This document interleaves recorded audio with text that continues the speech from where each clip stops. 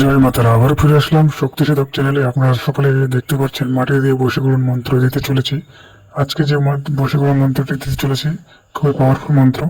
মন্ত্রটি হচ্ছে, দুল দুল ধুলিয়ে এই দুল পুড়িয়ে দিনু উমুকের লাগিয়া, হাত চলুক পা চলুক জলুক মাথার কেশ, আমাকে না দেখলে তোর কলিজা পুড়িয়া হইবে শেষ।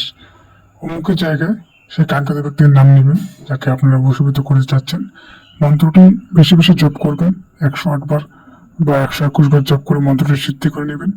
মন্ত্রটি সিদ্ধি হয়ে গেলে মন্ত্রটি কাজে খাটাবেন, একদমে 3 বার করে পাঠ করবেন।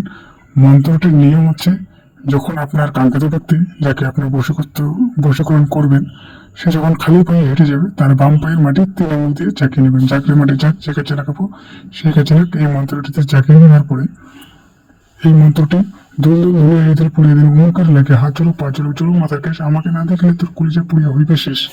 এই মন্ত্রটি একদমে 3 বার করে পাঠ করে সেই কাঙ্ক্ষিত ব্যক্তি যাকে আপনি বশীভূত করতে চাচ্ছেন তার মাথার উপরে মাটিটি ছুড়ে দেবেন বা শরীরে ছুঁড়ে দিলে কিন্তু সে বশীকরণ হবেই হবে। 100% প্রমাণিত এবং গ্যারান্টি।